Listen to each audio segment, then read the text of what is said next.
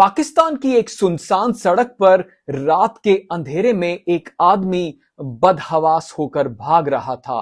उसकी सांसें फूली हुई थी और तभी एक तेज रफ्तार ट्रक आया। एक जोरदार टक्कर हुई और वो आदमी वहीं कुचल दिया गया। स्टीयरिंग व्हील पर हाथ किसी कठोर क्रिमिनल के नहीं बल्कि एक नाजुक सी लड़की के थे, और जिसे उसने मारा वो कोई दुश्मन सिपाही नहीं बल्कि उसी के ससुराल का वफादार नौकर था। ये लड़की कोई पाकिस्तानी नहीं थी, ये थी भारत की बेटी, एक रॉ एजेंट जो पाकिस्तानी आर्मी के ब्रिगेडियर के घर में उनकी बहू बनकर रह रही थी। ये कहानी है सहमत खान की, एक ऐसी जासूस जिसने पाकिस्तानी फौज के परिवार में शादी करके भारत के लिए जासूसी की और आईएनएस विक्रांत को डूबने से बचाया। साल 1971 भारत और पाकिस्तान के बीच जंग के बादल मंडरा रहे थे। ईस्ट पाकिस्तान, जो आज बांग्लादेश है, वहां कत्लेआम हो रहा था। कश्मीर के एक बिजनेसमैन हिदायत खान का कारोबार ड्राई फ्रूट्स और कारपेट्स का था, जो भारत से पाकिस्तान तक फैला हुआ था। पाकिस्तानी फौज के बड़े जनरल्स हिदायत को अपना दोस्त मानते थे। उनके लिए वो एक बिजनेस टाइकून थे, लेकिन भारत सरकार के लिए हिदायत खान एक एसेट थे जो सालों से दुश्मन की खबरें भेज रहे थे। जंग शुरू होने वाली थी कि हिदायत को पता चला कि उन्हें टर्मिनल लंग कैंसर है। उनके पास वक्त कम था। उन्हें अपनी मौत का डर नहीं था, डर था कि उनके जाने के बाद पाकिस्तान में उनका नेटवर्क खत्म हो जाएगा, बिल्कुल उस वक्त जब भारत को उनकी सबसे ज्यादा जरूरत थी। श्रीनगर के एक हॉस्पिटल रूम में हिदायत ने अपनी बेटी सहमत को बुलाया। कमजोर आवाज में बोले, सहमत मेरी तरफ देखो। सहमत रो पड़ी। अब्बू आप ठीक हो जाएंगे। हिदायत ने हाथ पकड़कर कहा, मेरे पास वक्त नहीं है, लेकिन मुल्क के पास भी वक्त नहीं है। ब्रिगेडियर सईद मेरा दोस्त है, वो अपने बेटे इकबाल के लिए तुम्हारा हाथ मांग रहा है। इकबाल पाकिस्तान आर्मी में कैप्टन है, अगर तुम उससे शादी कर लो तुम सीधा दुश्मन के घर में होगी। सहमत कांप उठी, मैं तो कॉलेज जाती हूं, मेरी सगाई हो चुकी है। हिदायत ने कहा, आज भारत को तुम्हारी जरूरत है, मना करोगी तो मजबूर नहीं करूंगा। एक तरफ उसका प्यार, पढ़ाई और सपने, दूसरी तरफ पिता की आखिरी ख्वाहिश और देश। सहमत ने आंसू पोंछकर कहा, मैं तैयार हूं अब्बू। यहीं एक मासूम लड़की मर चुकी थी और एक जासूस का जन्म हुआ। सहमत को रॉ के हवाले कर दिया गया। ट्रेनिंग के लिए कुछ साल नहीं, सिर्फ कुछ हफ्ते थे। उसे मोर्स कोड सिखाया गया, मेंटल कंडीशनिंग हुई और फिर उसकी शादी इकबाल सईद से हो गई।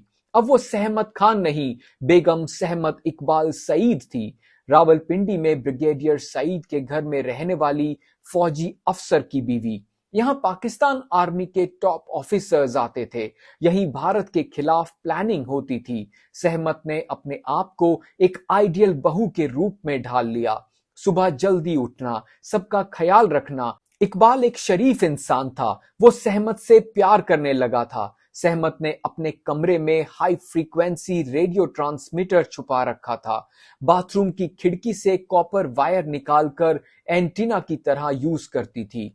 बाथरूम में बैठकर मोर्स कोड के थ्रू भारत तक मैसेज भेजती थी। छोटी बीप, लंबी बीप।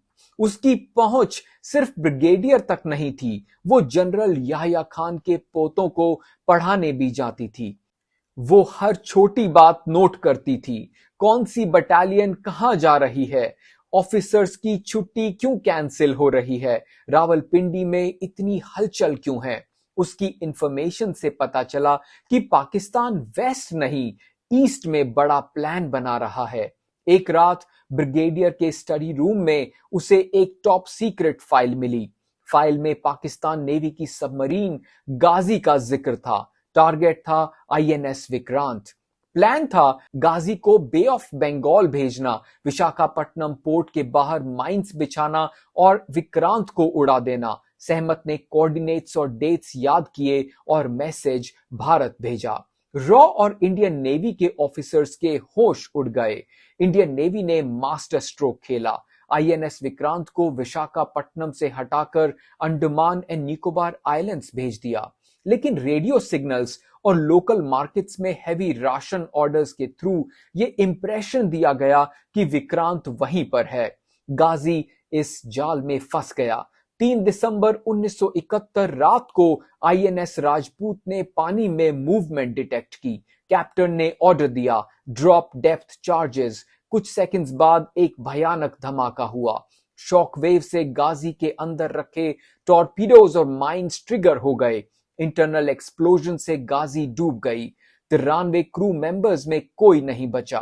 बे ऑफ बंगाल पर भारत का राज हो गया। आईएनएस विक्रांत ने ईस्ट पाकिस्तान को घेर लिया, लेकिन ब्रिगेडियर के घर के नौकर अब्दुल को सहमत पर शक हो गया। एक दिन उसने बाथरूम में छुपा ट्रांसमीटर देख लिया। वो ब्रिगेडियर को बताने भागा। सहमत ने उसे देख लिया। पोर्श में खड़ी फौजी ट्रक में बैठकर उसने अब्दुल को रोड पर कुचल दिया।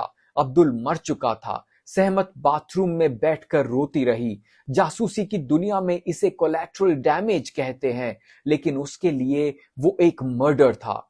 इकबाल का बड़ा भाई मेजर महबूब, जो मिलिट्री इंटेलिजेंस में था, अब्दुल की मौत को एक्सीडेंट नहीं मानता।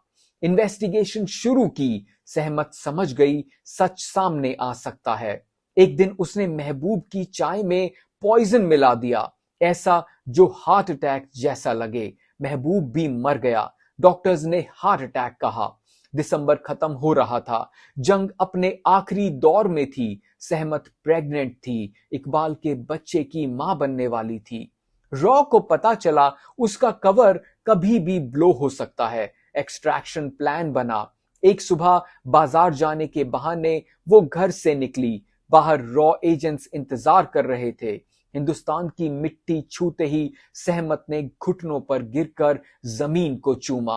आंखों में आंसू थे, लेकिन गर्व भी था। बाद में ब्रिगेडियर और इकबाल को सच पता चला। इकबाल टूट गया। भारत लौटकर सहमत डिप्रेशन में चली गई। अब्दुल और महबूब के चेहरे उसे सताते थे। वो पंजाब के मालेरकोटला में जाकर रहने लगी, जहां अब्दुल का परिवार था। वहां वो चुपचाप गरीब बच्चों को पढ़ाती थी।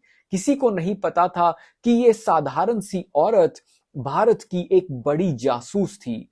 उसने एक बेटे को जन्म दिया। नाम रखा समर खान। समर ने इंडियन आर्मी ज्वाइन की और सालों तक इंडिया की सेवा की। 1999 में कारगिल वॉर के दौरान हरिंदर सिक्का की समर से मुलाकात हुई। वहीं से किताब कॉलिंग सहमत की कहानी शुरू हुई। सहमत ने अपनी असली पहचान कभी पब्लिक नहीं होने दी। अप्रैल 2018 में सहमत दुनिया छोड़कर चली गई। ना इंटरव्यू, ना अवार्ड, ना कैमरा, ना किसी के सामने खुद को हीरो कहा। वो आई, अपना फर्ज निभाया और अंधेरे में वापस लौट गई। दोस्तों, अगर ये वीडियो पसंद आई हो तो इसे लाइक जरूर करें। ऐसी ही इंटरेस्टिंग वीडियोस के लिए चैनल को सब्सक्राइब करें। आज की वीडियो में बस इतना ही। अगली वीडियो में हम आपको कहानी सुनाएंगे ऑपरेशन बंदर की। तब तक के लिए नमस्कार। मैं मनोज शर्मा।